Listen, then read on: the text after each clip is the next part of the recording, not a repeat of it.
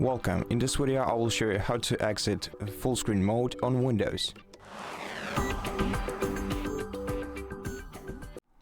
In order to exit the full screen mode, you can either click this double square icon in the top right corner of the window, or you can just double tap the top bar of the window, or alternatively you can grab it and drag it down.